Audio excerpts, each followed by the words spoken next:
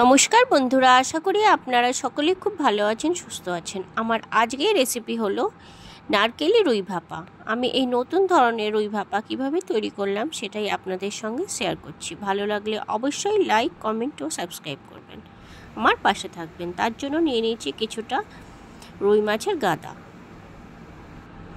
মাছগুলোকে ভালো করে ধুয়ে পরিষ্কার করে নিয়ে নুন হলুদ মাখিয়ে নিলাম।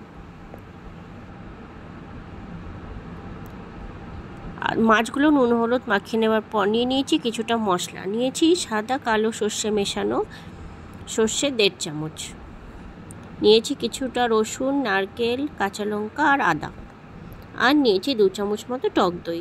এই সমস্ত উপকরণগুলো আমি একসাথে পেস্ট তৈরি করে নেব। আর পেস্টটা খুব ভালোভাবে একদম মিহি করে তৈরি করতে হবে, তাহলেই রুই ভাপার টেস্ট বা স্বাদ দুটোই খুব ভালো আসবে। নিয়ে নিয়েছি একটা মিক্সিং জার, তাতে প্রথমে দিয়ে দিলাম 1.5 চামচ মতো সাদা সর্ষে আর কালো সর্ষে মেশানো। তারপর দিয়ে দিলাম কাঁচা লঙ্কা, তারপর দিয়ে দিলাম আদা, রসুন, তারপর দিয়ে দেবো নারকেল কোড়ানো।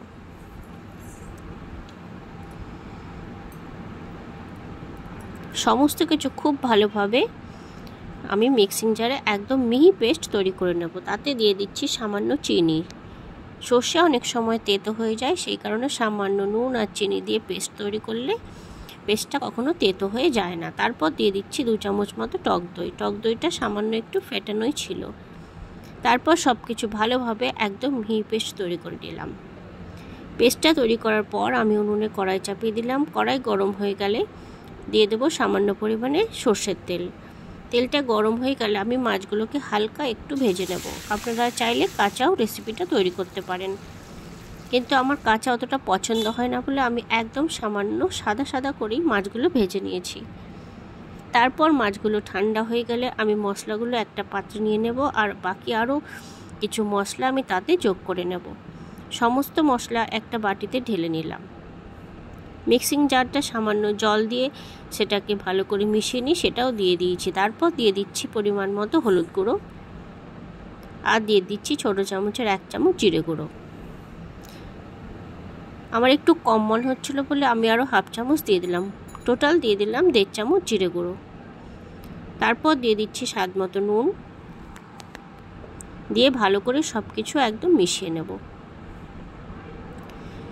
এই খুব কম সময়ে তৈরি হয়ে যায় এই রেসিপিটি। আপনারা অবশ্যই ঘরে তৈরি করে দেখবেন, আর ভালো লাগলে অবশ্যই কমেন্টে জানাবেন। তারপর দিয়ে দিলাম 3 চামচ মতো সর্ষের তেল, দিয়ে ভালো করে মিশিয়ে নিলাম।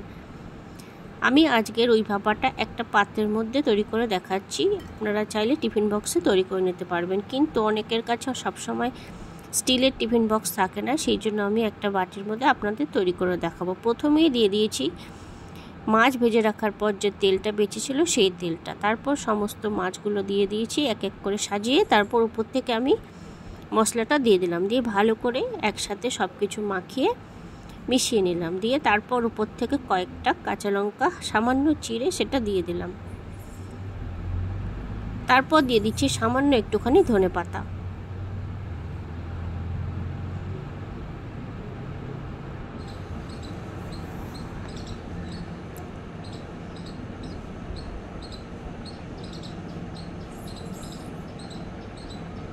ধনেপাতাটা দেওয়ার পর আমি 10 থেকে 15 মিনিট রেস্টে রেখে দিয়েছিলাম। তারপর আমি একটা বড় আকারের পাত্রে বা কড়াই যে কোনো জিনিসে আমি জল গরম করে নিয়েছি। তাতে সেই মাছ রাখা পাত্রটা বসিয়ে দিয়ে তার উপর থেকে বড় একটা পাত্র চাপা দিয়ে একটা ভারী জিনিস দিয়ে ঢাকা দিয়ে 10 থেকে 15 মিনিট মতো স্টিম করে নেব।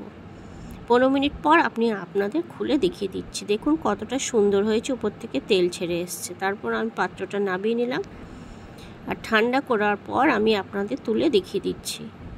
দেখুন গ্রেভিটা কতটা সুন্দর হয়েছে। তারপর আমি একটা পাত্রে কিছুটা সাদা ভাত নিয়েছি, তাতে রুই ভাপাটা পরিবেশন করে আপনাদের দেখিয়ে দিলাম। তৈরি হয়ে গেল আমার আজকের রেসিপি নারকেলি রুই ভাপা। আপনারা অবশ্যই ভালো লাগলে ঘরে তৈরি করবেন, আর আমার চ্যানেলটিকে অবশ্যই সাবস্ক্রাইব করবেন, আর ভালো লাগলে অবশ্যই কমেন্টে জানাবেন। এইভাবে এই বর্ষার সময় এই রুই ভাপা, ইলিশ ভাপা খুবই টেস্টি হয় আর খুবই অসাধারণ হয়। ধন্যবাদ।